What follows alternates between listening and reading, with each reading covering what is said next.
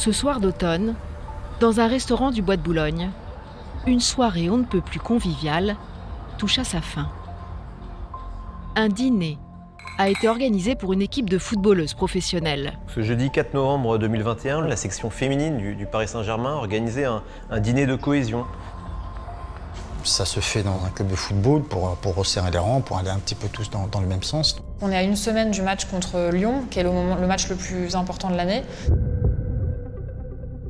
Il y a eu beaucoup de nouvelles, c'est un moment clé pour créer une bonne émulation, pour que les filles soient à fond. C'était un moment clé de la saison. Les joueuses dînent dans ce restaurant qui se trouve au Bois de Boulogne. Et vers 21h45, elles ressortent du restaurant, du Chalet des Îles. Parmi elles, un petit groupe de 3 s'apprête à repartir en voiture. Aminata Diallo, 26 ans, milieu de terrain, propose à ses coéquipières Kera Amraoui, 31 ans, milieu de terrain elle aussi, et Sakina Karchaoui, 25 ans, défenseur, de les raccompagner. Toutes habitent non loin l'une de l'autre. Elles partent à 3 joueuses dans la voiture d'Aminata Diallo. Aminata Diallo, elle habite un peu plus loin, mais c'est sur le chemin. Donc elles prennent la direction des Yvelines. C'est Aminata Diallo qui conduit la voiture. Elles sont dans une petite ville à Chatou, dans les Yvelines. Seulement, très vite, la conductrice Aminata Diallo surprend tout le monde. L'itinéraire qu'elle emprunte intrigue. De manière assez étrange aux yeux de ses passagères, elle insiste, semble-t-il, pour déposer d'abord Sakina Karchaoui devant son domicile. Alors qu'elles sont toutes proches du lieu de résidence de Kera Amraoui.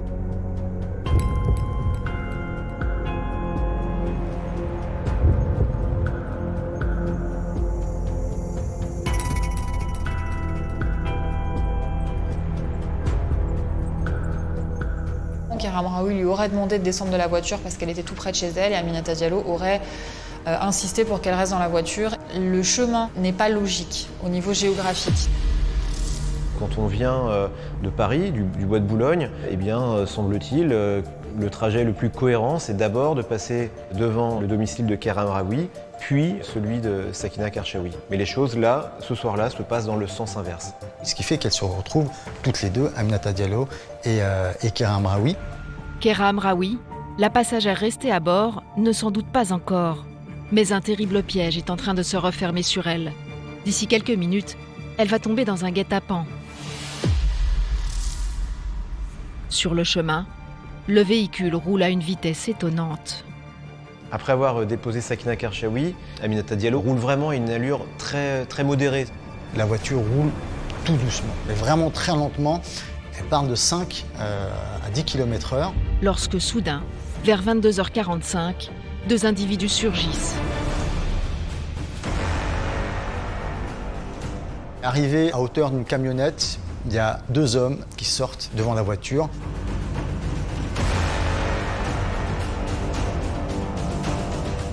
Deux hommes encagoulés qui immobilisent la conductrice, Aminata Diallo. Et l'un des 2 agresseurs extirpe Kera Amraoui de la voiture. Aminata Diallo est maintenue à l'intérieur de l'habitacle, tandis que Kera Amraoui se fait sauvagement agresser à l'extérieur de la voiture. Cet homme sort une barre de fer et commence à la frapper très violemment au niveau des jambes. Kera Amraoui ne comprend pas ce qui lui arrive. Elle pense avoir affaire à des voleurs particulièrement brutaux. Le passage à tabac de Kera Amraoui dure. La jeune femme est grièvement blessée. Voici les photos qu'elle a prises quelques heures plus tard à l'hôpital. Des clichés qui témoignent de la violence inouïe des coups. Kera Amraoui souffre de multiples contusions et hématomes, principalement au niveau des jambes, un peu au niveau des mains aussi, qui sont ensanglantées, abîmées, mais ce sont clairement les jambes que l'agresseur de Kera Amraoui a visées. C'est assez horrible à voir parce que les coups de barre de fer, il y a vraiment, clairement une intention de lui briser les os, disons clairement, de lui briser les jambes, parce qu'elle est footballeuse professionnelle. Mais qui a pu s'en prendre à la joueuse du PSG ? En y regardant de plus près, beaucoup de détails de ce trajet en voiture interpellent. Très vite, les enquêteurs vont comprendre que l'agression dont a été victime Kera Hamraoui n'est pas fortuite. Tout semble avoir été minutieusement préparé et parmi les suspects, il pourrait y avoir Aminata Diallo elle-même, la coéquipière de la victime. Extorsion, menaces et maraboutage. Le monde du foot est sous le choc depuis les révélations de l'affaire Paul Pogba. Le footballeur Benjamin Mendy, champion du monde, est accusé de 4 viols et d'une agression sexuelle. Une joueuse du PSG a-t-elle fait agresser une de ses coéquipières pour prendre sa place? C'est une véritable déflagration à laquelle on assiste depuis déjà plusieurs semaines dans le monde du football. Non mais qu'est-ce qui se passe? C'est totalement irréaliste. Cela cause un véritable tsunami médiatique. Ce ne sont pas des anecdotes. Ce milieu mériterait d'être un petit peu nettoyé. Ces derniers mois, le football français enchaîne scandale sur scandale. Mais que se passe-t-il vraiment ? Serait-il possible qu'une joueuse du PSG, Kera Hamraoui, ait été passée à tabac sur les ordres de sa coéquipière ? Diallo va voir en Kera Hamraoui sa rivale numéro 1. C'est pas possible. C'est comme si vous aviez 2 personnes sur un poste et vous engagiez un tueur à gages pour buter l'autre personne. Enfin, arrive un moment, il y a quand même un cadre. Comment expliquer que la star française Paul Pogba, numéro 6 de l'équipe de France, soit victime d'un racket dans lequel son frère lui demanderait 13 millions d'euros ? Si vous regardez cette vidéo, c'est que mon frère Paul Pogba aura trouvé un moyen de me faire taire. On parle d'une star internationale. Il va se retrouver plongé dans une affaire de grand banditisme. C'est une fratrie qui se déchire parce qu'il y a de l'argent, parce qu'il y a du succès. Comment comprendre que Benjamin Mendy, champion du monde 2018 avec l'équipe de France, soit jugé actuellement pour 7... Pour moi, l'histoire la plus choquante et qui me fait le plus peur pour la suite, c'est celle de Benjamin Mendy. Nous avons voulu savoir pourquoi autant d'affaires gangrènent le football français. Qui se trouve derrière ces histoires ? Quel rôle jouent les proches des joueurs ? Tous ces footballeurs qui gagnent tellement d'argent, auraient-ils perdu la tête ? Sont-ils d'incorrigibles enfants gâtés ? C'est pathétique et dans globalement tout ce qui touche au football, on retrouve toujours ce point commun de la cupidité en fait. Finalement, c'est ça le lien entre toutes ces histoires. Rien ne va plus dans le monde du football, car ce n'est pas tout. Le Qatar, grand organisateur de la Coupe du Monde, est sévèrement mis en cause. Mort d'ouvriers lors des travaux, impact environnemental de l'événement. À quelques jours du début de la compétition, certaines villes françaises veulent boycotter l'une des plus grandes manifestations sportives au monde. À l'évidence, c'est une ânerie climatique. Il y a tellement d'argent en jeu. Sexe, chantage et coups bas. La planète foot a-t-elle perdu la tête ?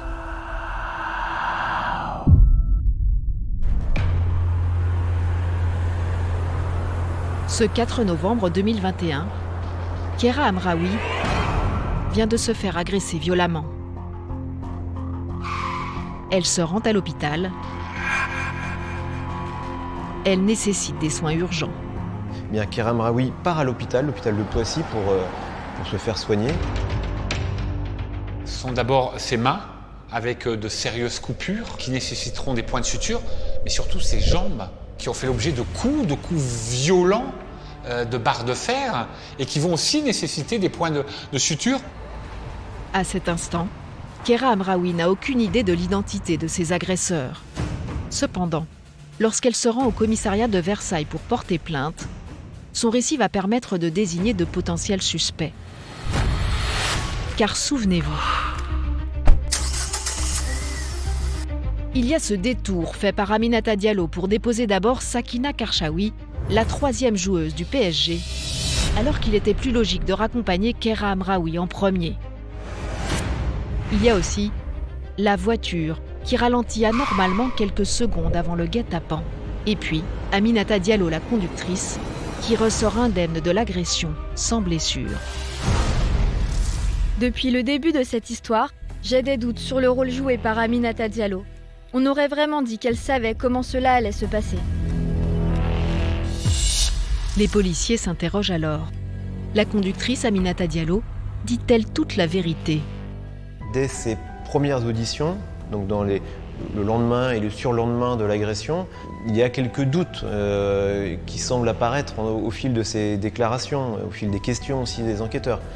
Quelques doutes, mais pas de certitude réelle. Pourtant, 6 jours plus tard, un incroyable coup de théâtre se produit. Aminata Diallo, la conductrice du véhicule et coéquipière de Kera Hamraoui, est placée en garde à vue. La nouvelle fait l'effet d'une bombe. Une joueuse du PSG a-t-elle fait agresser une de ses coéquipières? C'est ce que se demande la police judiciaire de Versailles. Aminata Diallo a été placée en garde à vue ce matin. Je reçois une notif sur mon téléphone, Aminata Diallo en garde à vue. Ça m'est rarement arrivé à ce point-là. Le ciel me tombe sur la tête. Quand je vois la notif, j'ouvre le truc, je vois que c'est en plus en lien avec une agression de Kera Hamraoui, mais vraiment je tombe des nues, mais total. J'étais sur les nuages dans le ciel et je m'écrase par terre, d'un coup. Aminata Diallo est entendue pendant plus de 30 heures. Et vous allez le voir, la jeune femme va tout faire pour se dédouaner. Lors de sa première garde à vue, Aminata Diallo balaie d'un revers de la main tous les éléments qui sont présentés par les enquêteurs. Aminata Diallo, tout de suite, elle nie complètement. Elle dit qu'elle est choquée, qu'on puisse la soupçonner, qu'elle ait pu téléguider une telle agression. Elle rétorque que ce sont des éléments tout à fait subjectifs, qu'elle n'a rien à se reprocher. D'ailleurs, comme le montrent des photos et des vidéos prises à Zanzibar à l'été 2021, Aminata Diallo et Kera Hamraoui passent parfois du bon temps ensemble.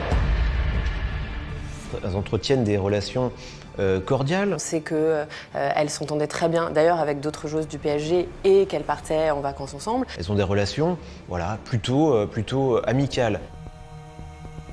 Seulement voilà, même si Aminata Diallo nie une quelconque responsabilité dans l'agression de sa coéquipière, les enquêteurs vont rapidement envisager un mobile crédible. Au lendemain de l'agression, tout de suite, sur les réseaux sociaux, il y a des internautes qui connaissent très bien le football, qui relèvent tout de suite. Elle joue au même poste au Paris Saint-Germain, elle joue au même poste en équipe de France. On pense tout de suite dans l'affaire Hamraoui Diallo qu'il y a quelque chose de pas net. Il y a cette histoire de rivalité, de concurrence entre les deux. Il y a des soupçons, il y a des doutes tout de suite sur Aminata Diallo, ça paraît presque énorme. C'est-à-dire qu'il faut bien comprendre qu'un joueur professionnel, il ne se bat pas contre des adversaires le jour du match. Il se bat contre des coéquipiers à l'entraînement pour être dans le 11. Sa vie, c'est ça. Ce qui est clair, c'est qu'elles jouent au même poste et qu'effectivement, quand l'une joue, l'autre ne joue pas. C'est quand même un scénario qui avait été envisagé dès la révélation de l'agression. C'est pas la première fois dans l'histoire du sport qu'il y a la rivalité entre deux filles, deux championnes, deux garçons, pour une place dans l'équipe, pour une place de titulaire, que ce soit en équipe de France ou au PSG. Mais là, il y a un passage à l'acte qui est complètement tabou et c'est ça qui est choquant, évidemment. Et à partir de là, elle se serait fabriqué l'idée que sans Kera Hamraoui, la vie serait plus belle. Alors Aminata Diallo, qui joue au même poste que Kera Hamraoui, était-elle jalouse de sa coéquipière au point d'organiser contre elle un guet-apens? La rivalité sportive entre les deux femmes serait-elle à l'origine de ce passage à tabac?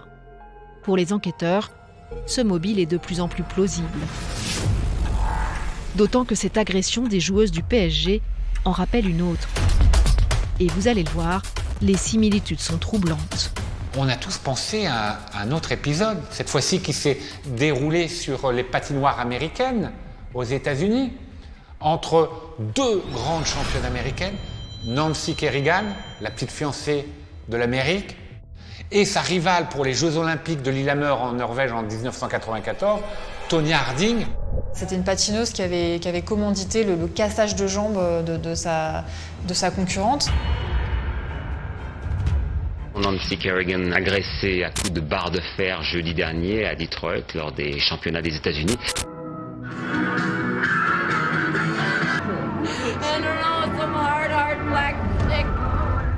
Nancy Kerrigan va rencontrer un homme qui va lui frapper à plusieurs reprises les genoux. Cette attaque, cette agression, eh bien, va empêcher Nancy Kerrigan, à qui on promettait une médaille d'or, eh bien, de faire ces jeux. Les points communs entre les deux affaires, celle des patineuses et celle aujourd'hui des footballeuses interrogent.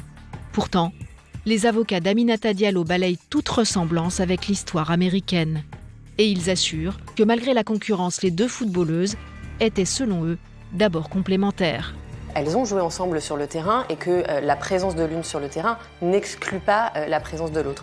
Ensuite, en revanche, évidemment, ce sont des sportives et donc chacune veut être la meilleure. Il y a ce climat de compétition sportive, même si on sait qu'elles n'en sont pas au même point, puisque effectivement, Madame Amraoui est plus âgée que Madame Diallo et donc Madame Amraoui était plutôt sur une fin de carrière, là où ce n'était pas le cas de Madame Diallo. Aminata Diallo a réponse à tout. Et finalement, après plusieurs heures de garde à vue, elle va faire des révélations sur Kéra Amraoui, pour le moins troublantes. Elle les oriente vers une autre piste. Aminata Diallo, lors de sa garde à vue, elle va donner quelques éléments, comme des petits cailloux blancs qu'elle enverrait vers les enquêteurs. Kéra Amraoui, eh bien, est une croqueuse d'hommes, qu'elle a peut-être eu des relations avec des hommes mariés. D'après Aminata Diallo, la vie sentimentale de Kéra Amraoui serait mouvementée et l'un de ses amants ne serait autre qu'un ancien joueur de l'équipe de France. Eric Abidal. Les deux se sont connus à Barcelone. Eric Abidal était directeur sportif et Kéra Amraoui était l'une des stars de l'équipe et on leur a prêté une relation extra-conjugale. Cette révélation inattendue conduit les enquêteurs à formuler une nouvelle hypothèse. Une jalousie amoureuse pourrait-elle être à l'origine du guet-apens dans lequel Kéra Amraoui est tombée? Est-ce que du fin fond de son domicile en région lyonnaise, l'épouse d'Eric Abidal aurait fomenté par son entourage un règlement de compte, une punition pour ce mari adultérin? Seulement quelques jours plus tard, la piste de l'épouse trompée est abandonnée. L'honneur d'Ayat Abidal est sauf, mais son couple vole en éclats. Ce couple va être une victime collatérale de l'affaire Amraoui-Diallo.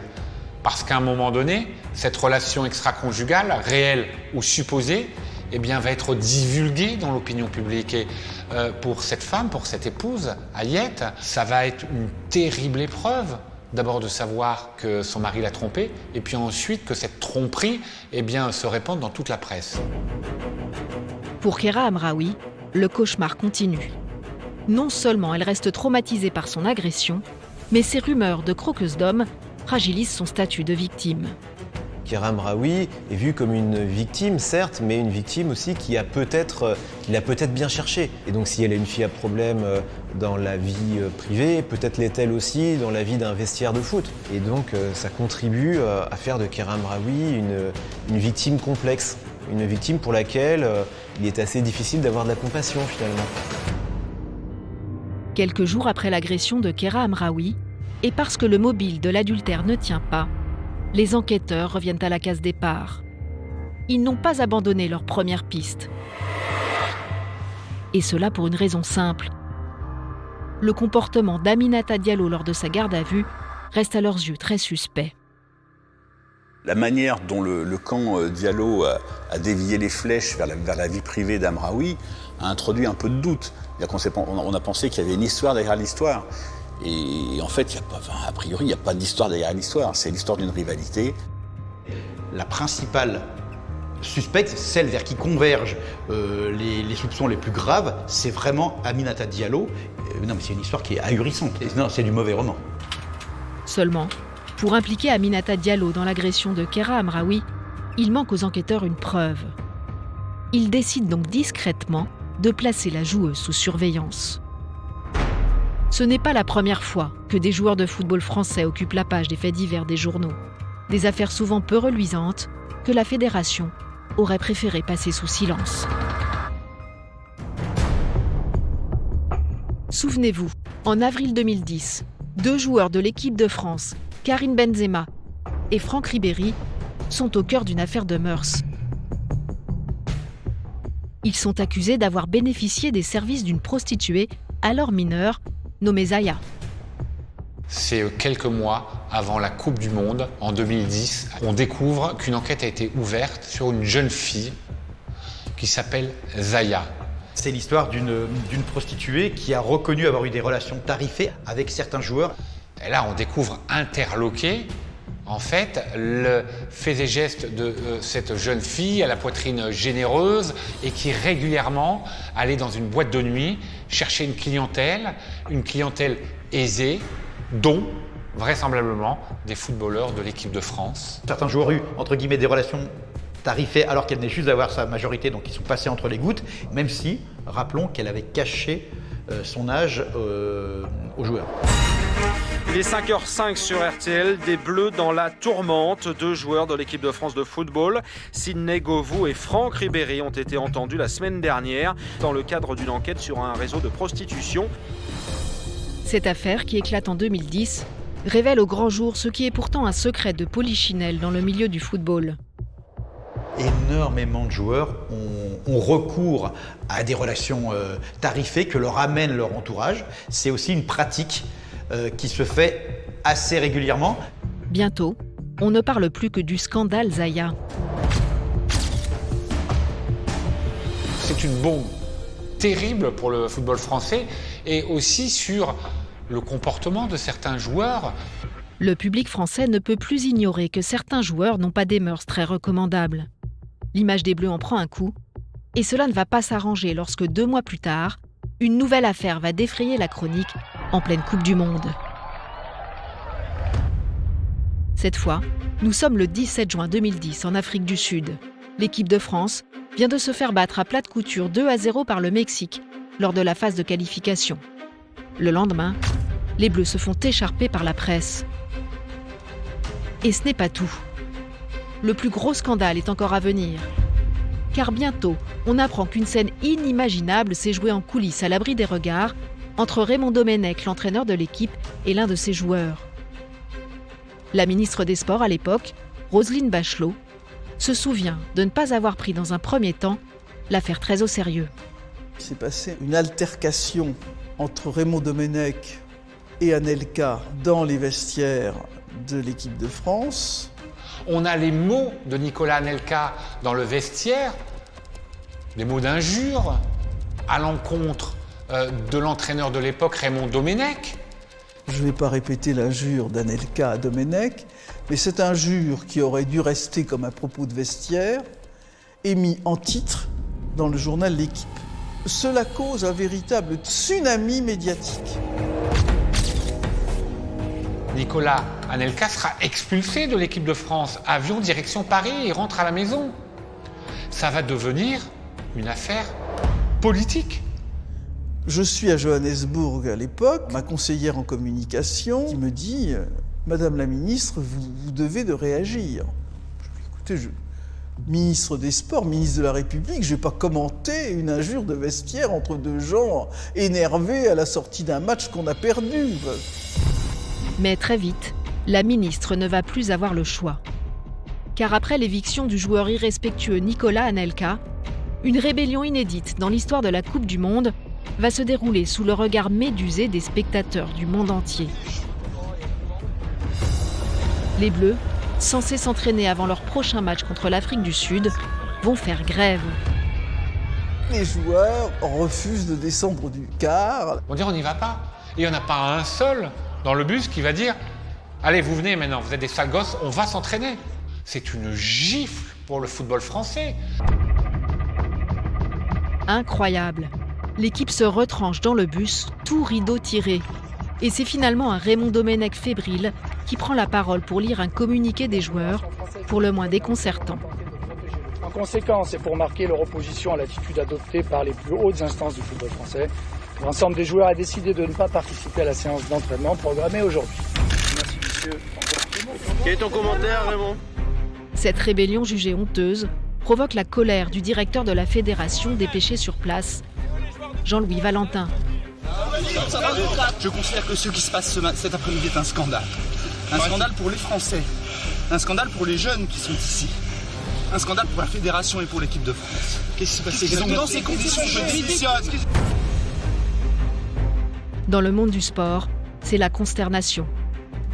C'est l'image de la France, il faut bien le comprendre, l'équipe de France. C'est le joyau de la France.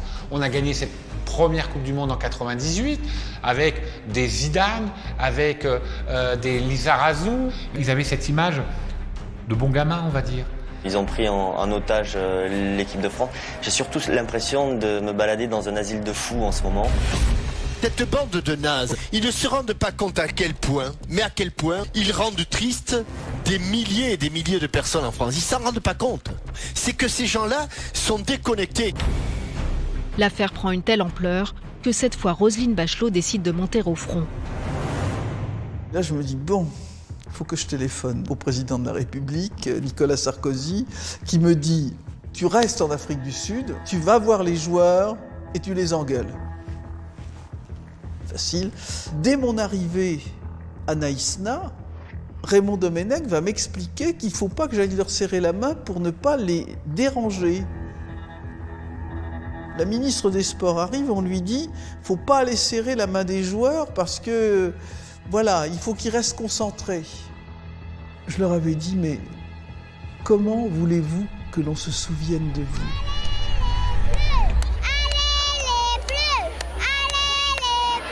Et ce qui devait arriver, arriva. Le 22 juin 2010, la France perd son 3e match contre l'Afrique du Sud. Elle est éliminée de la Coupe du Monde. Le lendemain, la ministre des Sports reprend l'avion depuis Johannesburg, direction Paris. À peine arrivée, elle est priée de se rendre en urgence à l'Assemblée nationale. Là, on me dit, la première question au gouvernement, ça va être la question sur le foot. Et il faut que tu sois là. Il n'y a pas d'avion direct Johannesburg-Paris. Je vais donc faire un Johannesburg-Amsterdam, Amsterdam-Paris. Des motards vont m'attendre à la descente de l'avion. Et j'arrive à 3h moins 1 aux questions au gouvernement. Et on m'interroge sur l'équipe de France de football. Je ne peux que constater, comme vous, gère Jean-François Lamour, le désastre. Le désastre, avec une équipe de France où des caïds immatures commandent à des gamins apeurés. Là, je dis exactement ce que j'ai ressenti. Je parle de débâcle moral, et la phrase qui décrit, où je décris l'équipe de France, je dis « des caïds immatures commandant à des gamins apeurés ». On n'est pas dans un sport ordinaire. C'est aussi ça qui explique toutes ces dérives. Les joueurs se sont crus plus forts que tout, plus forts que leur entraîneur, plus forts que leur président, plus forts que tout le monde. La crise de Naïsna a montré à quel point cette génération à ce moment-là était hors sol, se croyait tout permis et ne comprenait pas parfois qu'il y a des choses qui ne se faisaient pas, comme contester toujours l'autorité. Des joueurs qui se sont comportés comme des enfants gâtés.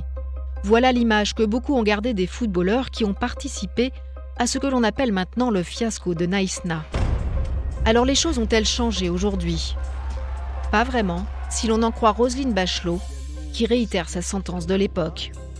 Finalement, les caïds sont immatures parce qu'ils commencent trop tôt, parce qu'il y a trop d'argent, il y a trop d'admiration et que ça tue les gens dans leur capacité de progression, dans leur maturation affective, intellectuelle, psychologique.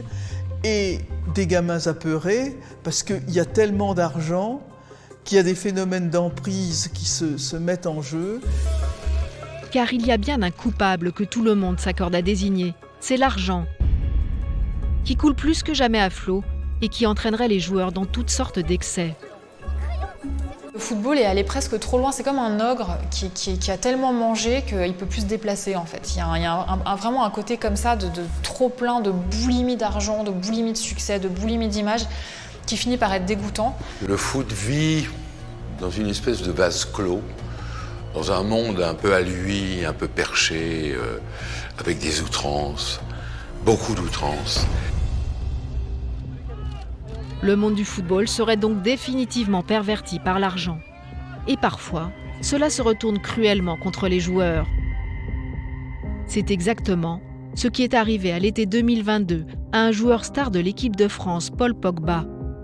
Et vous allez voir que parfois foot et grand banditisme peuvent flirter dangereusement.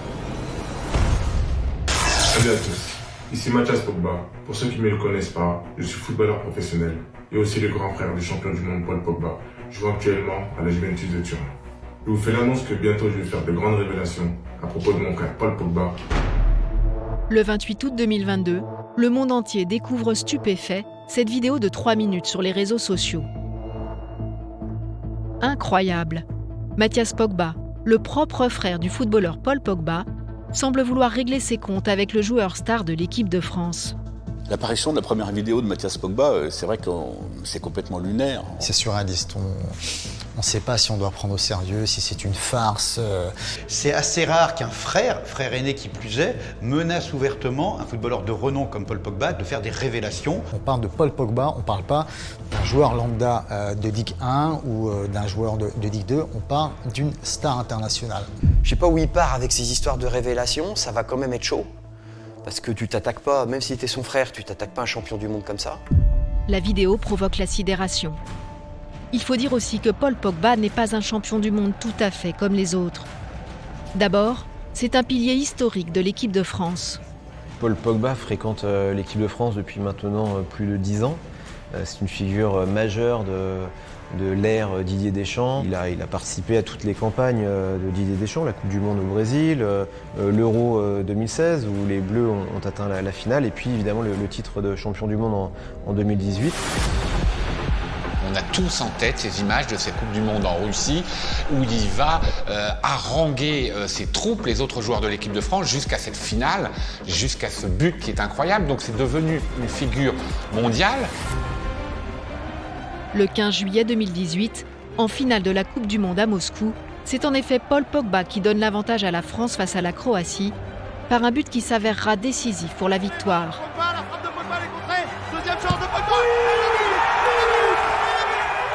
Et puis Paul Pogba, c'est aussi un personnage. Un joueur dont le charisme et les qualités de meneur font l'admiration de ses fans, mais aussi de ses coéquipiers. C'est un joueur joyeux, extrêmement extraverti, mais quelqu'un de positif dans un groupe et très apprécié par les autres. C'est une personnalité aussi extrêmement solaire, qui n'hésite pas à jouer aussi avec les caméras, qui fait parler de lui pour son look, pour ses extravagances capillaires. C'est l'homme aux 1000 coupes de cheveux. À chaque fois, il arbore une nouvelle coupe, parfois extravagante. Donc c'est devenu la star des jeunes parce qu'il est énormément sur les réseaux sociaux. Et aussi parce que sur le terrain, c'est un joueur dominant. Au milieu de terrain, c'est l'un des très très grands talents du football français. Alors, comment Paul Pogba, un joueur si apprécié du public, peut-il être jeté en pâture sur les réseaux sociaux par son propre frère Mathias ? Ce déballage de linge sale en public paraît totalement incompréhensible. Si je fais cette vidéo aujourd'hui et me lance dans cette démarche, c'est que j'estime que le public français, italien, espagnol, anglais, et plus encore l'équipe de France, la Juventus, les coéquipiers de mon frère et ses sponsors, méritent de savoir certaines choses. Tout ça risque d'être explosif et de faire grand bruit. En fait, si l'on en croit Mathias Pogba, les qualités prêtées à son frère ne seraient que façade. Paul aurait en réalité un double visage. Il dit vous allez voir qui est le réel Paul Pogba, vous allez avoir sa vraie image. Moi-même, son frère, j'ai subi ce qu'il m'a fait. Alors tout ça, il n'est imbé d'un mystère parce qu'il ne va pas dans les détails. C'est attendez, vous allez voir. Je pense que ce que j'ai à dire risque d'intéresser beaucoup de monde. Et il y aura des éléments et de nombreux témoignages pour confirmer mes propos. Restez à l'écoute. À très bientôt. Mathias Pogba entretient savamment le suspense. Mais que s'est-il passé entre les deux frères Pogba pour qu'ils en arrivent là ? Les journalistes qui s'emparent de l'affaire vont vite comprendre qu'elle remonte déjà à plusieurs semaines. Le 16 juillet 2022, plus d'un mois avant la vidéo de Mathias, Paul Pogba a déposé plainte. Ce qu'il raconte aux policiers est digne d'un film de gangster.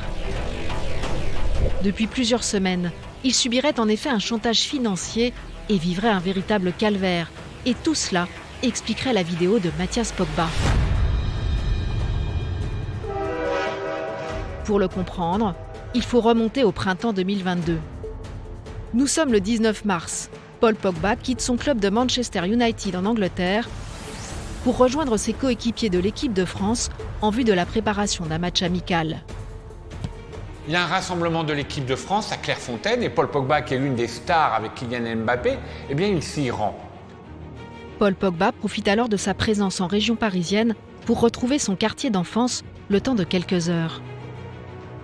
À l'occasion de ce rassemblement de l'équipe de France, Paul Pogba retourne chez lui en Seine-et-Marne, là où il est originaire, pour retrouver ses copains, quelque chose de très classique.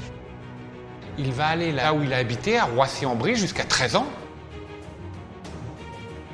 Et puis il va manger avec ses copains d'enfance, avec qui ils ont fait les 400 coups. Selon le récit qu'il fera par la suite aux enquêteurs, la star internationale est alors à 1000 lieues d'imaginer le piège qui l'attend. En effet, à partir de ce moment précis, les événements auraient pris pour Paul Pogba une tournure aussi terrifiante qu'inattendue. À l'issue de ce repas, un autre ami de Paul va arriver. Puis l'ambiance va sérieusement se tendre. Il est glacial avec Paul. Il lui dit « tu vas nous suivre maintenant ». Il lui demande de les suivre dans une voiture. À ce stade-là, il n'y a pas de menace, mais il y a une demande qui est explicite et qui est bizarre. Et Paul se demande un moment s'il doit y aller ou pas, mais il est bien entouré, il est avec ses copains d'enfance. Il faut comprendre que c'est des amis qu'il voit très régulièrement, donc il y va. Certain d'être en sécurité, Paul Pogba n'aurait pas vu le mal et aurait accepté de les suivre. Mais très vite, le champion du monde aurait senti que quelque chose ne tournait pas rond. Il suit ses amis vers une ville, la ville de Montévrain, qu'il connaît, mais à une adresse qui semble être un appartement de location. On le conduit dans un appartement où se trouvent des amis d'enfance à lui.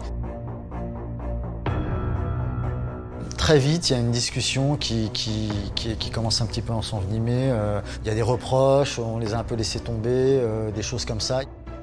Et rapidement, ses amis vont l'accuser d'un certain nombre de choses. Vont lui dire « t'as pris la grosse tête. Quand on te demande de l'argent, t'es plus là. » T'as pas une histoire d'argent, de gratitude, d'ingratitude même, puisque c'est avec les proches, les amis d'enfance, etc. Et là, ça commence à être un mauvais polar. Parce que Paul Pogba voit que ces gens-là n'ont pas de bonnes intentions. Paul Pogba se serait senti acculé. Et voici ce qu'il raconte aux policiers le jour où il porte plainte. Je ne comprenais pas ce que je faisais ici. Ils ont commencé à me parler en me reprochant de les avoir laissés tomber, que je les avais oubliés. C'est alors que le rendez-vous amical aurait subitement viré au cauchemar. L'un de ses amis, qui est vraisemblablement le meneur, va faire sortir tout le monde, sauf l'un de ses copains. Ils vont rester à 2 dans cette pièce.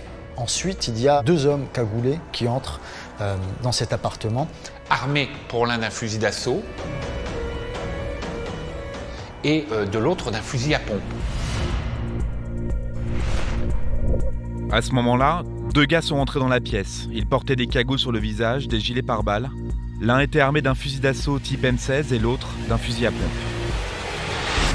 Imagine l'effroi, la terreur de Paul Pogba qui voit ces 2 personnes arriver comme ça. Il ne comprend rien du tout. Il se dit mais qu'est-ce qui se passe ? Je suis venu déjeuner avec des copains dans la journée, je me retrouve là, en joue. Il faut bien comprendre que ces 2 personnes vont le mettre en joue, comme un vulgaire voyou qui devrait de l'argent à des dealers. Immédiatement, les 2 hommes auraient mis un invraisemblable marché entre les mains de Paul Pogba. Qui lui explique, en substance, pendant des années, nous t'avons protégé, maintenant tu dois payer et tu dois nous donner la somme de 13 millions d'euros. 13 millions d'euros. 13 millions d'euros. Ils m'ont demandé 13 millions d'euros, 3 millions en cash et 10 millions en virement. Alors, ils ont fait une cote mal taillée, ces ravisseurs. Ils ont dit, en gros, ça fait 13 ans que tu joues, 1 million par année, on t'a protégé, grâce à nous, tu n'as eu aucun souci, donc tu vas nous les payer, et tu vas nous les payer fissa. Paul Pogba l'ignore, mais le calvaire ne fait que commencer. Ce qui s'apparente à une séquestration va durer plusieurs heures. Paul Pogba est complètement affolé d'ailleurs. On est vraiment dans quelque chose de très dur, très menaçant. Et quand on regarde cette scène, on est entre Les Affranchis, Le Parrain et Gomorrah, quoi. Vraiment, c'est une scène de film, de gangster, très clairement. J'ai voulu parler, mais directement les gars ont rebraqué leurs armes sur moi. Ils criaient « Ta gueule, baisse les yeux !» tout en me braquant. Même pour un joueur de football international au salaire vertigineux, une telle somme d'argent est énorme. Paul Pogba, sous la menace de ses ravisseurs, aurait tenté tant bien que mal de garder son sang-froid. Il se dit c'est quand même très très compliqué de payer, mais en même temps, il a des armes qui lui sont pointées, et donc il va les rassurer, il va essayer de gagner du temps. Il a peur, il a un fusil d'assaut, pareil, le footballeur professionnel, il sait très bien que s'il y a un coup qui part, sa carrière est terminée. Donc pour lui, en tout cas, il leur dit ce qu'ils veulent entendre, il va leur donner ces 13 millions d'euros. Il va leur dire, ok, on va voir ça très très rapidement, je vais appeler mon banquier. Convaincus d'avoir réussi leur coup, les deux ravisseurs auraient quitté l'appartement. Pourtant, le champion du monde est loin d'être tiré d'affaire. Parce qu'ils ont peur que Paul Pogba ne paye pas la somme demandée, ces ravisseurs auraient décidé de le surveiller désormais 24 heures sur 24. Il ne lui aurait donc plus été possible d'échapper à leur injonction de payer. On lui a mis un fil à la patte, ses amis lui ont mis un fil à la patte. C'est l'un des copains de Paul Pogba, qui va désormais le suivre chacun de ses gestes, pour s'assurer que Paul fait bien les choses. Et puis, le lendemain, son fil à la patte, son mauvais garde du corps, si je peux parler ainsi, va dire il faut appeler la banque. Et voilà Paul Pogba qui décroche son téléphone et qui appelle son banquier. Là, il lui dit j'ai besoin de 13 millions d'euros. Il va tenter tout bêtement de payer cette somme. Et c'est sa banque qui va refuser de faire un virement d'une telle aussi énorme. Cependant, les racketteurs de Paul Pogba ne se seraient pas avoués vaincus. Et là, il va quand même accepter de sortir 100 000 euros d'un compte pour le donner à un de ceux qui l'ont menacé. 100 000 euros et quelques cadeaux qu'ils vont aller s'offrir chez le sponsor du joueur, un magasin Adidas sur les Champs-Élysées. Paul Pogba a un compte et ils vont prendre au nom de Paul Pogba plus de 30 000 euros de matériel. 30 000 euros ? Ça fait beaucoup de chaussures de sport. La boutique Adidas, devant cette demande assez incongrue, va directement appeler Paul Pogba qui va se rendre sur place. Il va accepter de mettre sur son compte le matériel et ils vont partir avec ces 30 000 euros de matériel. Pour Paul Pogba, c'est l'humiliation de trop. La star française décide de siffler la fin du match. À un moment donné, Paul Pogba a estimé que cette pression devenait trop insistante. Il n'a plus envie de payer. Il faut comprendre que quand vous êtes un joueur de foot comme Paul Pogba, une star mondiale, vous êtes un peu la vache à lait de vos anciens amis. Ces anciens amis, ils ont gagné le loto à vie avec Paul Pogba. C'est-à-dire que régulièrement, ils relèvent les compteurs, si on peut utiliser cette formule, ils lui demandent de l'argent. Et là, il y a une certaine forme de lassitude de Paul Pogba qui se rend bien compte que ce sont des faux amis, ces gens-là. Il va changer son portable, il n'a plus envie de les avoir directement. Et va s'instaurer un jeu du chat et de la souris entre Paul Pogba et les demandeurs de rançon, ces demandeurs d'argent, qui ont de plus en plus de mal à le contacter, à le voir. Paul Pogba tente d'échapper à ses persécuteurs, mais ceux-ci sont tenaces. Alors qu'il pense les avoir semés en s'installant en Italie pour jouer à la Juventus de Turin, le 16 juillet 2022, Paul Pogba retombe en plein cauchemar en sortant de l'entraînement. Un jour, à l'entraînement, il apprend que certains proches sonnent à la porte du centre d'entraînement de Vinovo où s'entraîne la Juventus de Turin et demandent à le voir. Et tous ces gens-là sont venus pour lui dire il faut payer. Son départ de Manchester pour Turin n'avait visiblement rien changé puisque ses proches là, qui continuaient à lui réclamer de l'argent le suivaient même physiquement jusqu'à son nouveau lieu de travail, le centre d'entraînement de la Juventus. Et ce jour-là, un ultime et terrible coup de théâtre se serait produit. La tentative d'extorsion dont Paul Pogba se dit victime va prendre une dimension familiale. Parmi eux, il reconnaît son frère, et c'est là, à cet instant précis, qu'il comprend que son frère fait partie de la clique des maîtres chanteurs. Ça, c'est tout à fait nouveau que Mathias, son frère de sang, qui a toujours été là, se retrouve finalement dans le camp des méchants. En plus de ses amis d'enfance, Mathias Pogba, le propre frère de Paul, serait donc lui aussi mêlé à cette tentative d'extorsion. Ce frère aîné, qui avait pourtant invité Paul quelques jours plus tôt dans un hôtel de luxe à Paris, afin de participer à la soirée de lancement de Golden Score, une association de coaching pour sportifs en fin de carrière. Regardez, Mathias Pogba, le frère aîné, apparaît ce soir-là aux côtés de Paul, tout sourire et admiratif, comme il l'avait toujours été jusque-là. Et là, ça prend une dimension familiale beaucoup plus importante parce que la famille est en train d'exploser et elle va exploser. C'est à cet instant-là qu'il décide d'agir et de briser l'omerta. Et ce jour-là, en portant plainte, quelque part, il va devenir le premier footballeur de l'histoire à dire non à ce genre de pression. Et là, d'un coup, c'est ce qu'on va appeler l'affaire Pogba qui va se déclencher et qui va avoir des répercussions énormes. L'affaire Pogba est maintenant entre les mains de la justice. Mais si dans un premier temps Paul est soulagé d'avoir porté plainte, cette affaire entache sérieusement sa réputation quand bien même il apparaît comme victime. Un problème, vous allez le voir, que rencontre aussi la joueuse du PSG, Keira Hamraoui.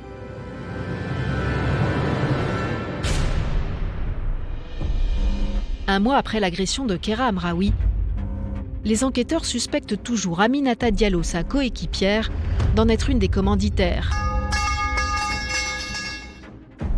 Pourtant, dans les semaines qui vont suivre, l'affaire va prendre une tournure complètement inattendue. Une partie de l'opinion publique va en effet se retourner contre la victime, Keira Hamraoui. Pour moi, là où ça va vraiment dégénérer dans une histoire insoutenable, c'est le lynchage en fait, qui va suivre de Keira Hamraoui.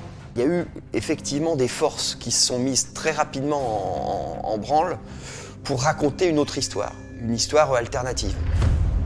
Il faut dire qu'après l'agression, plusieurs journalistes reçoivent d'étranges coups de téléphone qui discréditent la personnalité de Keira Hamraoui. J'ai reçu des coups de fil, comme tout le monde, et j'étais assez halluciné de ce que j'entendais. Hamraoui, tu la connais pas, elle est ceci, elle est cela. Ces coups de fil émaneraient de l'entourage d'Aminata Diallo. Des proches qui relaieraient les révélations que celle-ci a faites, souvenez-vous, lors de son audition. Aminata Diallo dépeignait alors Keira Hamraoui comme une croqueuse d'hommes, briseuse de ménage. Et pour ne rien arranger, fin janvier 2022, un échange privé entre Keira Hamraoui et une amie fuite sur les réseaux sociaux. Keira Hamraoui étale sa relation avec Eric Abidal en des termes peu flatteurs. Je pense, lui, c'est numéro 1, niveau bouffon. Hé, clochard, si t'aimes ta femme et tout, t'as besoin de le mettre sur Instagram. Mais pendant 3 mois, j'étais son assistante sociale. Il me racontait tout, miskine. Putain, je suis morte. Un langage cru qui va rapidement se retourner contre elle. Tout le monde commence à prendre en grippe Keira Hamraoui. Et Keira Hamraoui, en fait, c'est simple. Elle coche toutes les cases du mot qui va sortir et moi qui va me toucher au cœur, du mot de sorcière. C'est-à-dire que c'est une femme libre, qui mène sa vie sentimentale comme elle l'entend, ce qui est totalement normal. C'est une femme puissante, c'est une footballeuse, elle est grande en taille, elle a des grands cheveux bouclés, blonds, vraiment une crinière de lionne, et en plus, elle est rebeu. Donc là, elle coche toutes les cases de la sorcière. Et en fait, commence à sortir un vocabulaire autour d'elle d'insultes.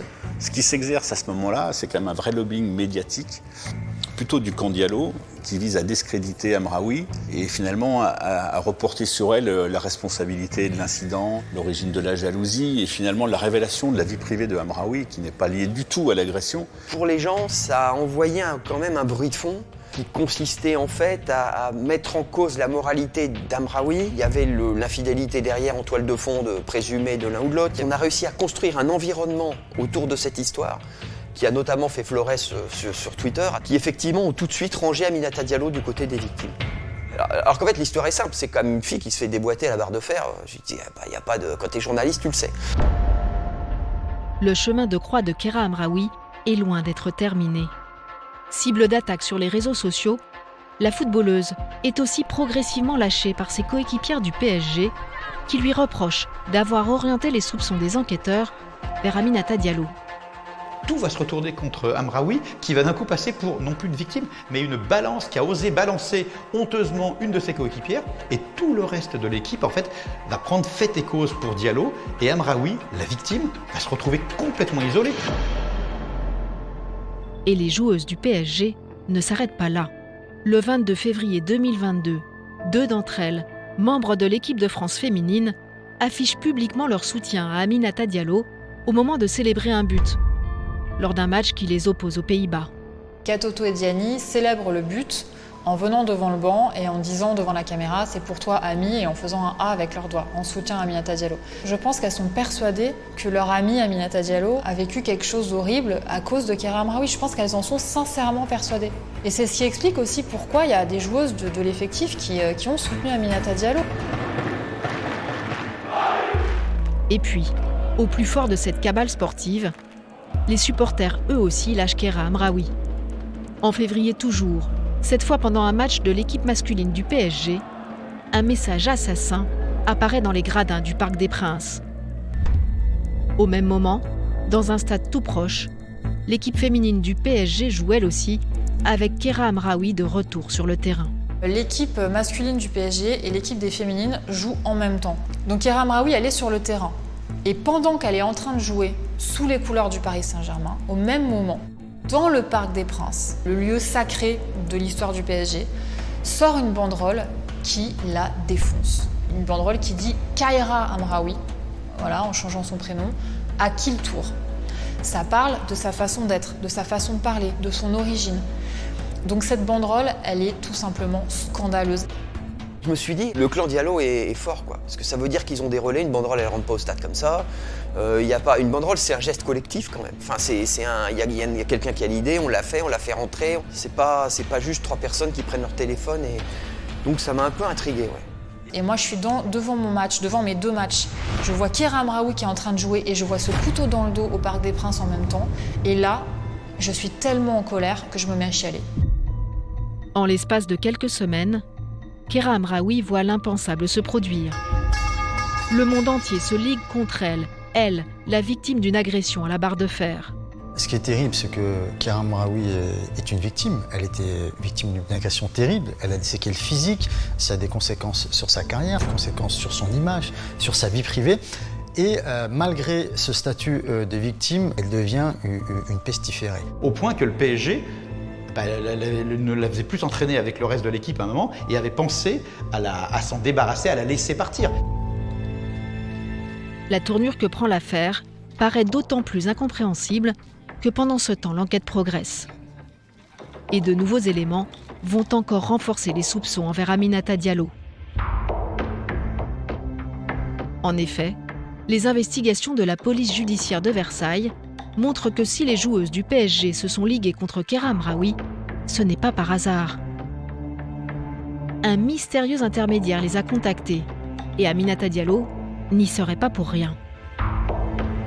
Il y a un corbeau qui appelle des joueuses de l'équipe du Paris Saint-Germain pour parler mal, entre guillemets, de Keira Amraoui. Et on arrive à identifier ce fameux corbeau, quelqu'un qui est surnommé Jaja, qui se trouve en prison à Lyon et qui est une connaissance d'Aminata Diallo. En effet, ce corbeau présumé, dit Jaja, figurerait dans le répertoire téléphonique d'Aminata Diallo. Donc là, ça commence en effet à faire beaucoup. Interrogée à nouveau, Aminata Diallo nie tout lien avec le dénommé Jaja, avant de reconnaître partiellement le contraire. Aminata Diallo va prétendre dans un premier temps qu'elle ne le connaît pas, qu'elle-même a reçu des appels de ce corbeau, puis finalement l'analyse de son téléphone va démontrer le contraire, donc elle va bien être obligée de reconnaître que oui, elle le connaît un peu cet homme. Voilà, tout en prétendant qu'elle n'a donné aucune espèce de consigne à cet individu et qu'elle n'est surtout pas l'instigatrice de ces appels malveillants. Seulement, les choses ne sont pas aussi simples. C'est ce que vont expliquer les avocats d'Aminata Diallo. Sur l'auteur des messages envoyés aux joueuses du PSG, il n'est pas définitivement établi que ce soit la personne que l'on appelle Jaja. Quand bien même on suivrait la thèse qui serait celle-ci, effectivement il y a des liens entre Jaja et Madame Diallo, mais il y a aussi des liens entre Jaja et Madame Amraoui, et c'est d'ailleurs Madame Amraoui qui va présenter Jaja à Madame Diallo.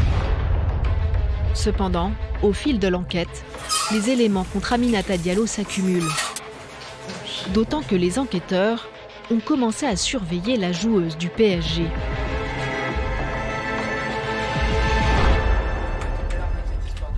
Donc L'enquête va prendre une nouvelle dimension lorsque les enquêteurs vont pouvoir sonoriser, c'est-à-dire placer des micros à l'intérieur du véhicule d'Aminata Diallo et à l'intérieur de son appartement. C'est-à-dire que c'est pas juste des écoutes téléphoniques, c'est des méthodes qu'on utilise contre les trafiquants de drogue. Ils ont sonorisé son appartement. Et c'est ainsi que les enquêteurs ont découvert des échanges pour le moins intrigants entre la joueuse et son agent, un dénommé César. Et ils vont intercepter une somme de conversations entre Aminata Diallo, évidemment, et son conseiller sportif, César M. C'est un agent officiel, d'autres diront officieux, qui est assez proche d'Aminata Diallo et qui a un rôle important parce qu'il y a une échéance qui est importante pour Aminata Diallo, c'est la prolongation de son contrat au sein du PSG. C'est quelqu'un qui a beaucoup d'influence à l'intérieur du vestiaire parisien. Ce duo Aminata Diallo-César M est animé par un ressentiment très clair, d'après les écoutes, très clair, dirigé notamment contre Keira Amraoui.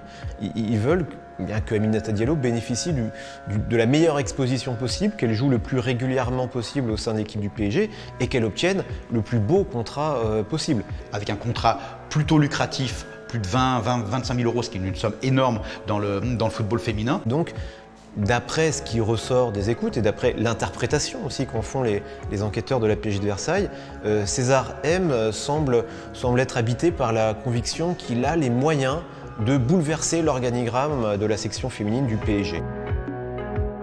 Mais alors, pour obtenir plus sûrement le maintien d'Aminata Diallo au sein du PSG, César, son conseiller, aurait-il été jusqu'à jouer un rôle dans l'agression de Keira Amraoui? Blessée, celle-ci avait peu de chances de revenir sur le terrain. Pour l'heure, César M n'est pas poursuivi par la justice, ni comme complice, ni comme commanditaire. Lui a publiquement indiqué n'avoir strictement rien à voir avec l'agression. Les enquêteurs se sont penchés sur son cas pour savoir s'il n'était pas celui qui tirait les ficelles de cette histoire. Mais pour l'instant, rien ne permet de penser qu'il est au centre de cette sordide affaire. Aminata Diallo voit peu à peu l'étau judiciaire se resserrer sur elle. Elle reste malgré tout en liberté. Ce qui ne va pas être le cas du frère de Paul Pogba, Mathias Pogba, qui lui, de son côté, s'apprête à passer sa première nuit en prison.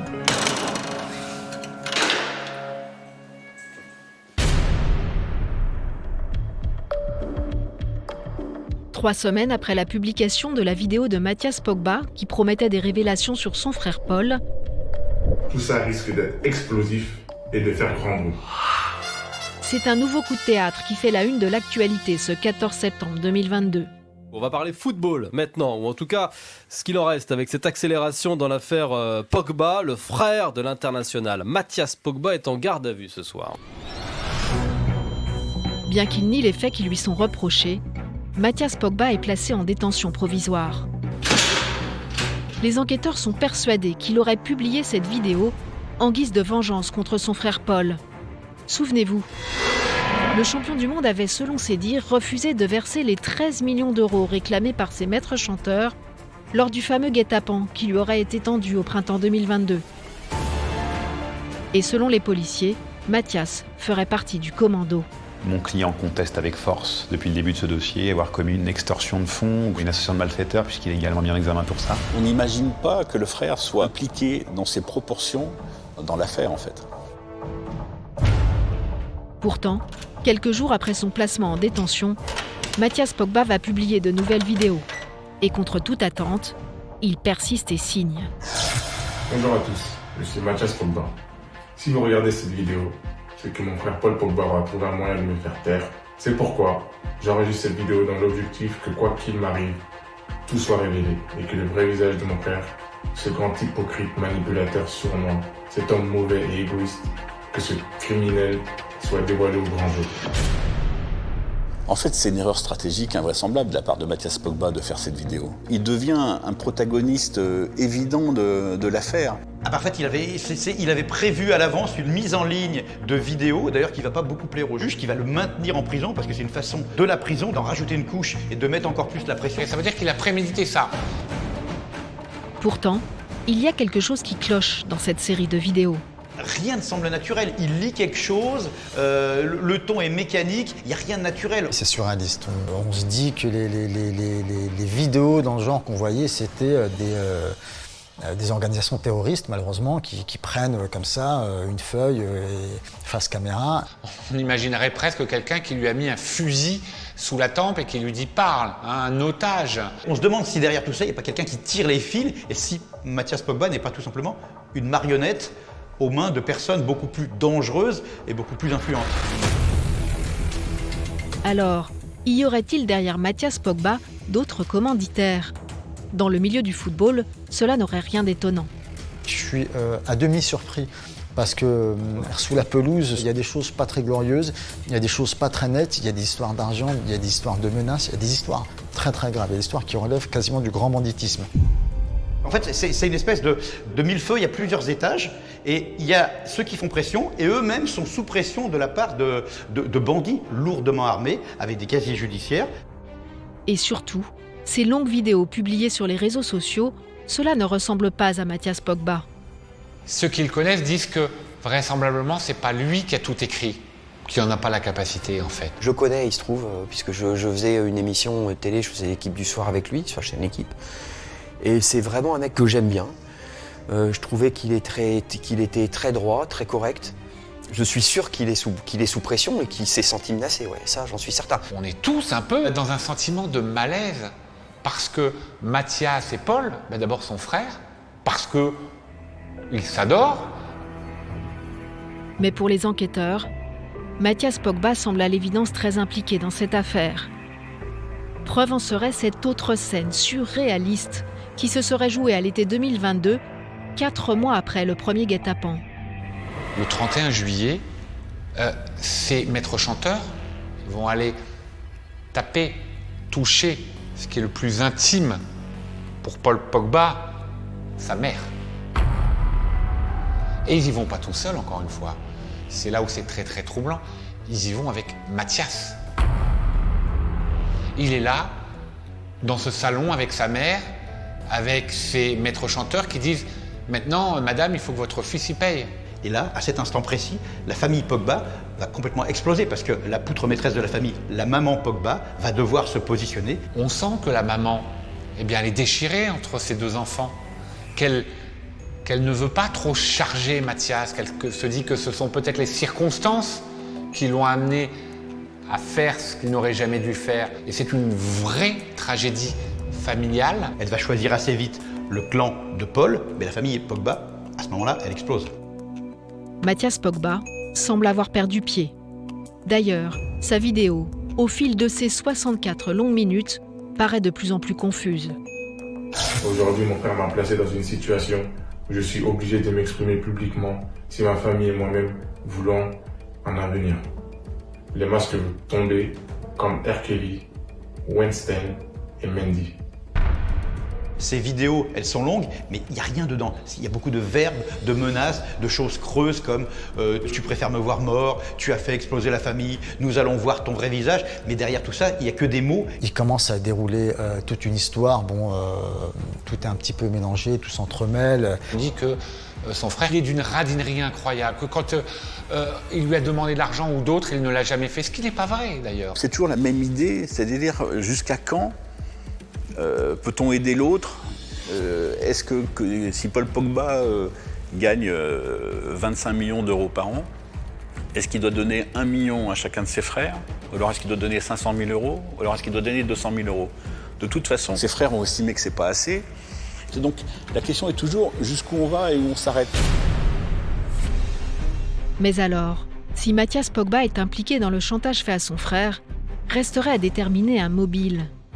Au-delà de l'argent, il pourrait y avoir une autre explication, toute simple.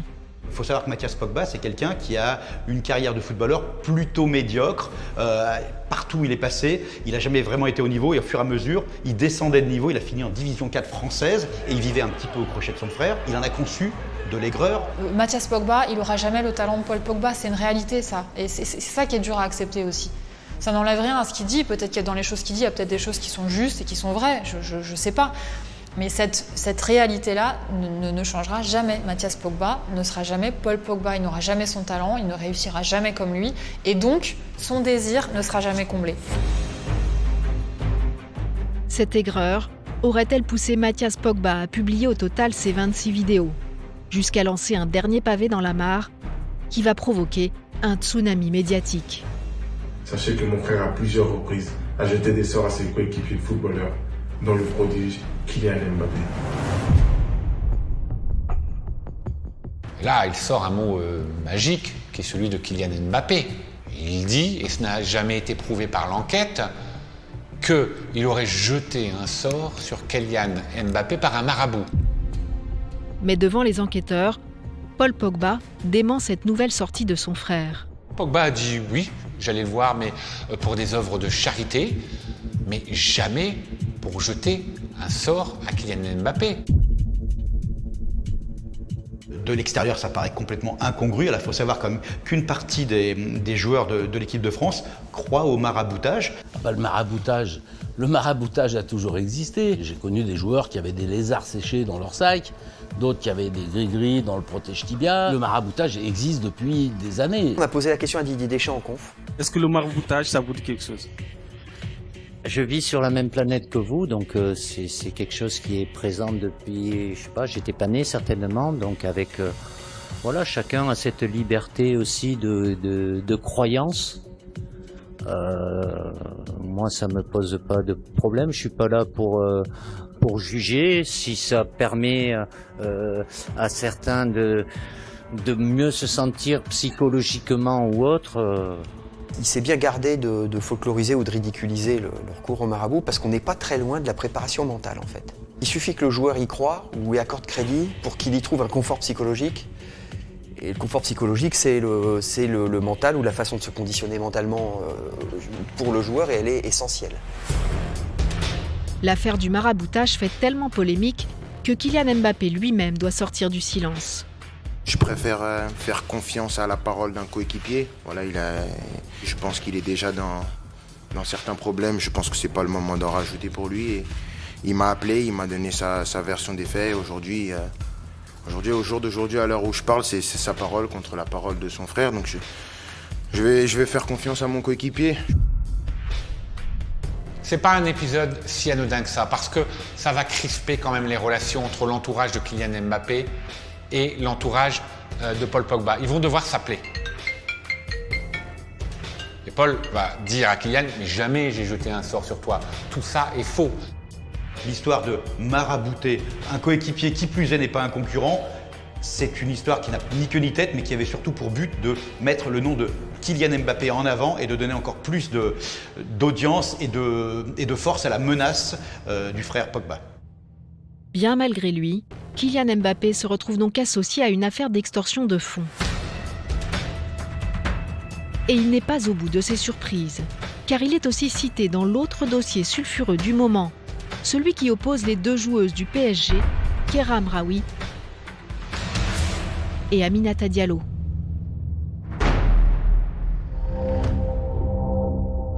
Depuis le début de l'affaire, Aminata Diallo est dans le viseur des enquêteurs. Elle est soupçonnée d'avoir attiré sa coéquipière dans un guet-apens au cours duquel Keira Amraoui a été violemment agressée. Aujourd'hui, Aminata Diallo cherche à tout prix des soutiens. D'autant qu'après sa garde à vue, le renouvellement de son contrat au PSG paraît plus hypothétique que jamais. Et à la surprise générale, Kylian Mbappé et ses proches vont lui apporter une aide inespérée. Quelques jours après une première mise en garde à vue d'Aminata Diallo, la famille Mbappé invite Aminata Diallo à une soirée. Et Kylian se prend en photo avec elle, ce qui est interprété évidemment par tout le monde comme une marque de soutien à Aminata Diallo. Bingo! Grâce à cette photo, Aminata Diallo redore son blason. Et ce n'est pas tout. Lors de cette même soirée, la joueuse serait aussi parvenue à convaincre la mère de Kylian Mbappé de l'aider à décrocher un nouveau contrat. On sait que sa mère, Faiza Lamari, est très influente au sein du Paris Saint-Germain. Donc on voit bien qu'elle est forte, puisque pour arriver à convaincre, ou en tout cas faire en sorte que Faiza Lamari, la maman de Kylian Mbappé, l'un des plus grands joueurs du monde, la star du Paris Saint-Germain, en arrive à discuter de cette prolongation de contrat, même si elle parle de discussion informelle, on peut la croire. En tout cas, ça s'est fait. Je pense que Faiza Lamari, la mère de Kylian Mbappé, fait partie des gens qui ont profondément cru en l'innocence de Aminata Diallo. Parce qu'elle a été en contact direct avec elle, elle a entendu raconter sa version des faits et elle l'a cru.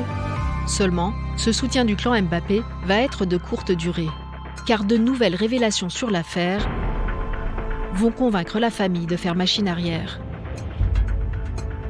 Voici ce que déclare quelques jours plus tard Faiza Lamari, la mère de Kylian Mbappé. Quand j'ai appris que le PSG ne souhaitait pas offrir un nouveau contrat à Aminata pour des raisons probablement liées à l'affaire, j'ai pris mes distances avec elle. En effet, en parallèle, les enquêteurs de la police judiciaire de Versailles avancent leurs pions. Et ils pensent avoir identifié les membres du commando qui a agressé Kéra Amraoui. Le 14 septembre 2022, 4 hommes, âgés d'une vingtaine d'années, sont interpellés dans le Val-de-Marne. En garde à vue, ils passent rapidement aux aveux. L'un des agresseurs confie avoir fait ça pour 500 €. On n'est pas exactement dans le grand banditisme, mais en tout cas, on est dans un milieu de petits voyous. Les enquêteurs vont assez vite identifier ce qu'on va appeler les petites frappes, les petites mains, les sales petites mains qui ont fait le sale boulot, vont dire on a été en relation avec Aminata Diallo. Donc clairement, l'enquête n'est pas encore bouclée, mais tout converge à penser, tout laisse croire à penser qu'elle est au centre de l'affaire. Suite à ces révélations, 10 mois après son agression, Kéra Amraoui décide de sortir du silence, traumatisée par ces rumeurs de croqueuse d'hommes véhiculées par Aminata Diallo. Si elle n'accuse pas ouvertement sa coéquipière, elle fait part des doutes qui la hantent. J'ai compris qu'il y a un truc qui était louche. Je pouvais pas passer de victime à coupable du jour au lendemain. Parce qu'il ne faut pas oublier que je me suis fait tabasser par des hommes cagoulés à coups de barre de fer et qu'une semaine après, on me fait passer pour la coupable. Avec le temps, quand on avance, on se dit qu'il y a des choses pas très claires. Aminata Diallo est à nouveau placée en garde à vue le 15 septembre 2022, puis en détention provisoire. Elle est mise en examen pour violence aggravée et association de malfaiteurs. Libérée une semaine plus tard sous contrôle judiciaire, elle continue à nier d'être la commanditaire du guet-apens. Et pour la première fois, elle aussi prend la parole publiquement. J'allais sortir de cette histoire et puis il s'avère que finalement ils m'ont désigné comme étant la commanditaire. Pourtant je ne les connais pas, je ne les ai jamais vus, j'ai jamais été en contact avec, j'ai jamais parlé avec eux. En l'absence de preuves contre Aminata Diallo, l'enquête se poursuit. Car un dernier élément semble accabler la joueuse parisienne et pourrait accréditer la thèse de la rivalité sportive. En effet, l'un des agresseurs de Kéra Amraoui va, lors de sa garde à vue, faire une autre révélation. Ce qui va aussi nourrir les soupçons des enquêteurs, c'est qu'un des 4 agresseurs va expliquer que quelques instants après avoir frappé aux jambes Kéra Amraoui, il va recevoir un coup de fil en disant « Vous lui avez pas cassé les genoux, il faut recommencer ».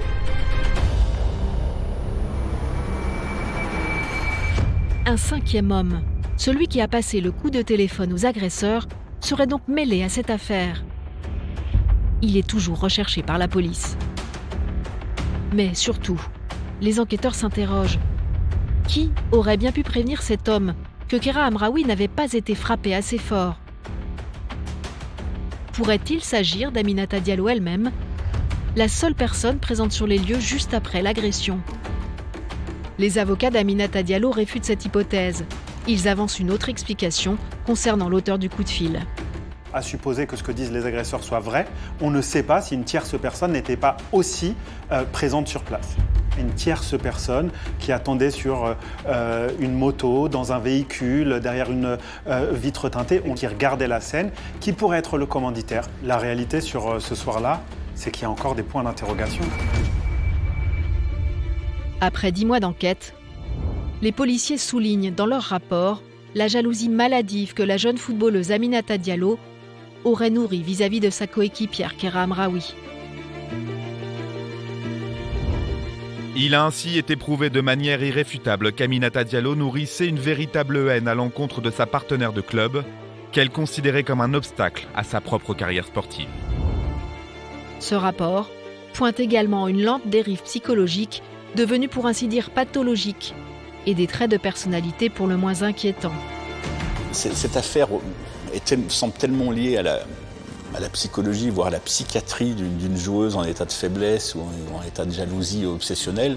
Est-ce qu'elle se dit j'ai vu, enfin j'accède, parce qu'enfin elle avait enfin le bon contrat avec le PSG ou le contrat qu'il fallait, enfin je vais accéder à ça, je suis en fin de contrat, l'autre va me le retirer. Est-ce qu'elle a senti une espèce de situation d'urgence autour de ça? Est-ce qu'elle a senti de l'injustice par rapport au fait qu'on prenne Amraoui? Alors, Aminata Diallo serait-elle fragile psychologiquement, au point d'avoir élaboré cette terrible machination contre sa rivale? La joueuse dément catégoriquement et dénonce un acharnement.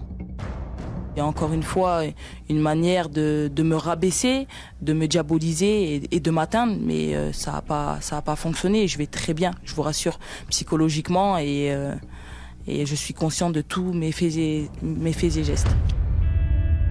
Dans les prochains mois, l'enquête devra déterminer le rôle précis qu'Aminata Diallo aurait joué dans l'élaboration de cette sordide agression. Selon ses avocats, la joueuse n'aurait rien à se reprocher. Il n'y a pas d'éléments matériels. Je crois qu'il faut juste s'arrêter à là.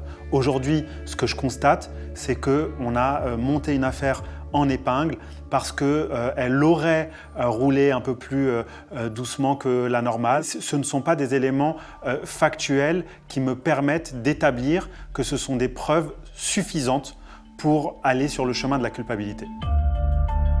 Aminata Diallo a quitté définitivement le PSG pour rejoindre sa famille en Isère. Sa carrière semble aujourd'hui plus que compromise. À l'image d'un autre footballeur, Benjamin Mendy, actuellement jugé pour des faits encore plus graves. Décidément, l'année 2022 aura été celle des dérapages dans le football français. Le pire de toutes ces affaires extrasportives, ça reste quand même l'affaire Benjamin Mendy. C'est un coup de tonnerre qui éclate à l'été 2021. Benjamin Mendy, le défenseur le plus cher de l'histoire du football, est placé en détention provisoire en Angleterre, où il joue pour le club de Manchester City. L'affaire fait la une de la presse anglaise et internationale. Certains journaux vont jusqu'à affirmer qu'il aurait vu 3 femmes en 24 heures. Dans les tabloïds anglais, eh bien, on a des témoignages de femmes, souvent floutées, qui disent « J'ai été agressée, j'ai été par Benjamin Mendy ». J'en tremble quand je lis les articles sur Benjamin Mendy et je suis presque étonnée que cette affaire ne fasse pas plus de bruit que ça en France. La planète foot tombe de très haut. Les plaintes visant Benjamin Mendy portent sur des viols et agressions sexuelles qui auraient eu lieu entre octobre 2020 et août 2021. Finalement, le 10 août 2022, un procès s'ouvre. Benjamin Mendy est notamment accusé de cette. Cette libération de la parole des femmes eh bien, a révélé que ce joueur de foot a peut-être utilisé son statut pour amener des filles chez lui, pour les piéger dans son antre, dans son domicile.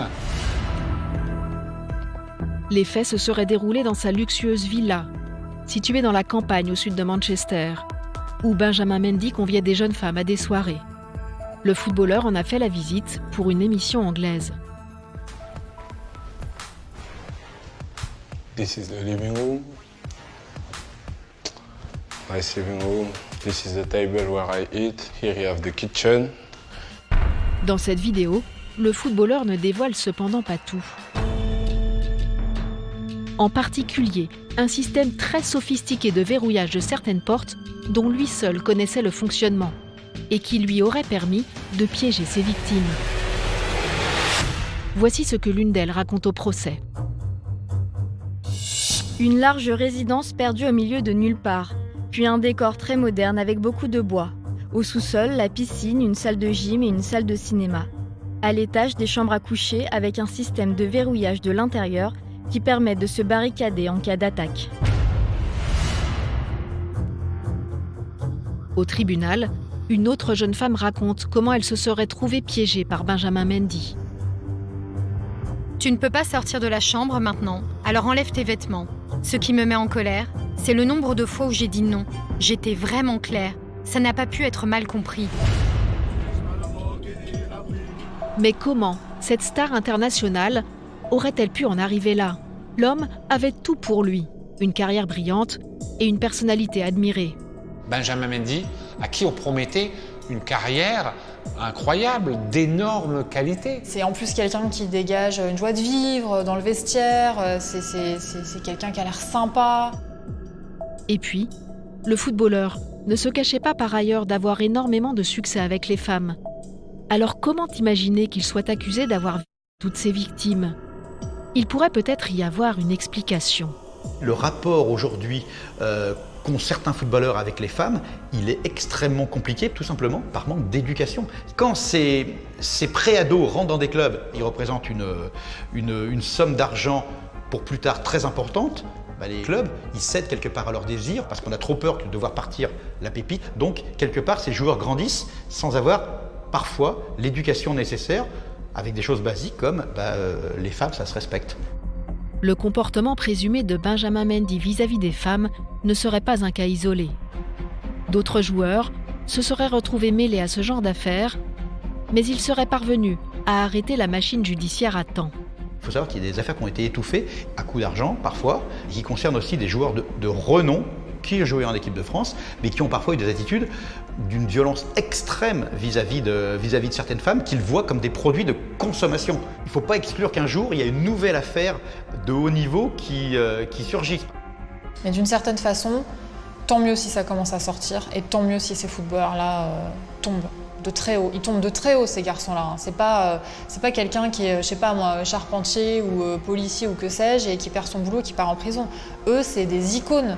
C'est des gens en qui les enfants se reconnaissent.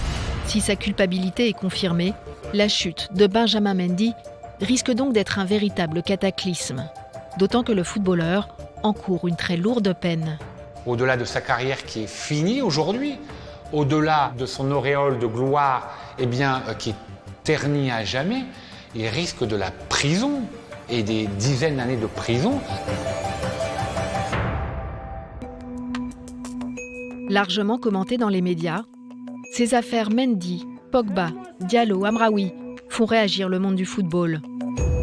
Le 30 août dernier, Antoine Camboiré, joueur emblématique des années 90, devenu entraîneur du FC Nantes, évoquait les dérives de certains membres de l'entourage des joueurs, attirés par l'appât du gain. Pour tous les joueurs de foot, c'est très compliqué. Que ce soit l'entourage familial, que ce soit dans le premier cercle, comme on dit, là, les agents, tout ça et tout, les conseillers, tout ça et tout. Vous imaginez pas la pression qu'ils subissent, les mecs. Ça fait 40 ans que je vois donc l'évolution de mon métier, là. Et de plus en plus, les familles sont présentes dans les discussions, dans les négociations, tout ça et tout. Mais on sait pas tout. Quand vous gagnez autant d'argent, il y a tellement de vautours autour, là.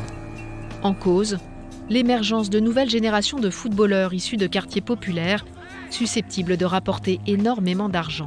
L'écrasante majorité de tous les joueurs, équipe de France, professionnels, etc., provient des quartiers populaires. Donc il y a un vivier exceptionnel. Donc ce vivier, c'est la poule aux œufs d'or. En fait, ce vivier, il attire tout le monde. Il attire les recruteurs européens. Des quartiers qui produisent des joueurs, mais aussi des conseillers parfois très intéressés, qui ont repéré le pactole potentiel.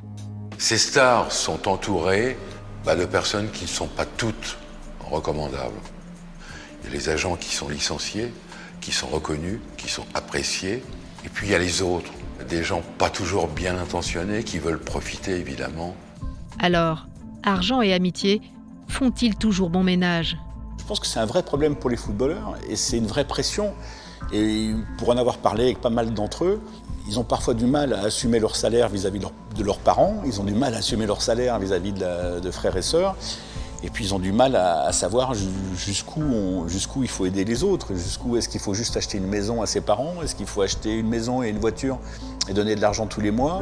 J'étais avec un ancien international français qui jouait à Monaco dans les années 80. Il m'expliquait il a 8 frères et sœurs, il a payé 5 mariages, il a payé 4 bagnoles.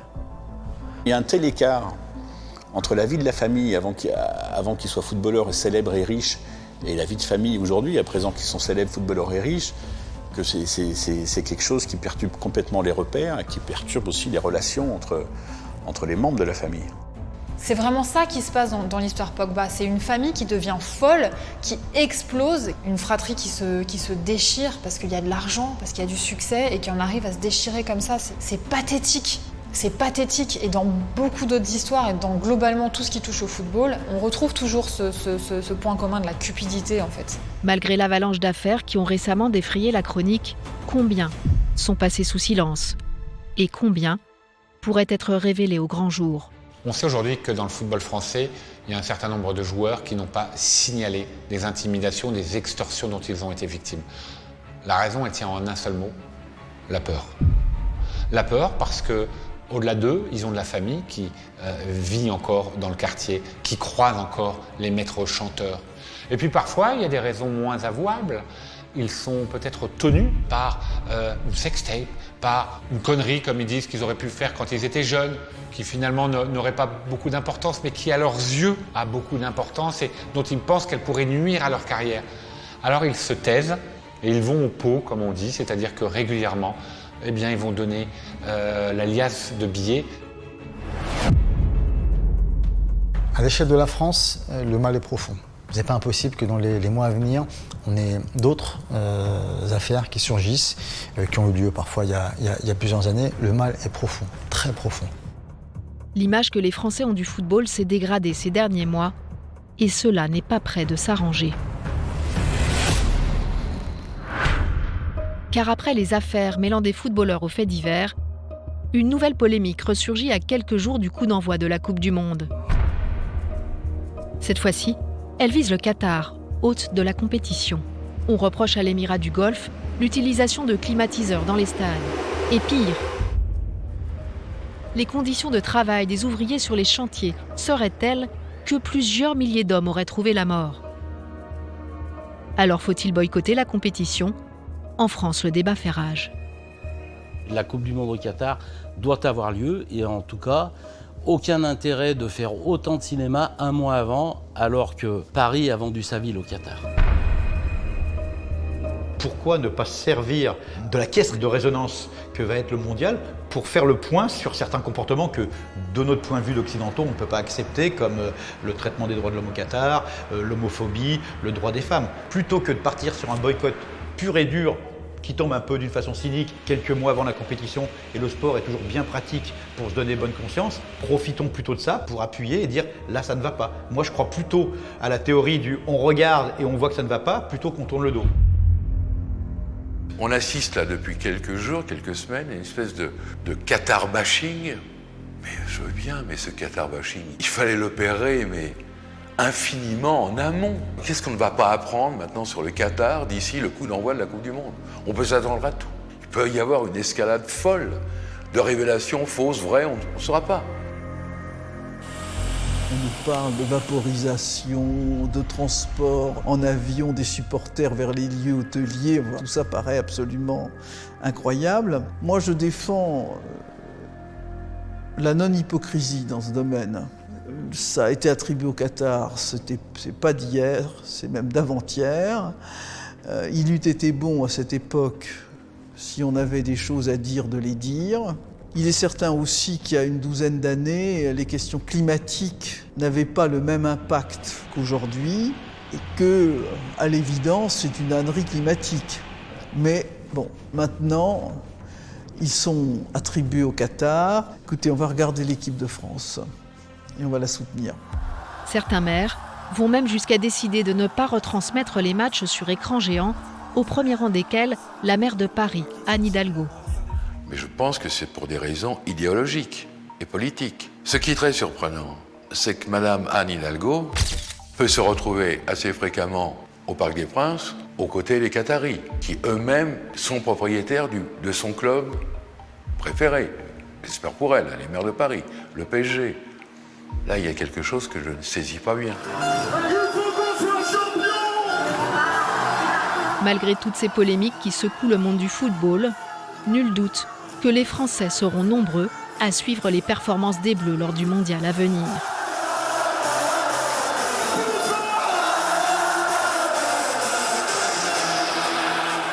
Je reste un vieux môme et je vais faire fi de toutes les affaires qui encombrent, qui embourbent, qui nuisent à l'image du foot.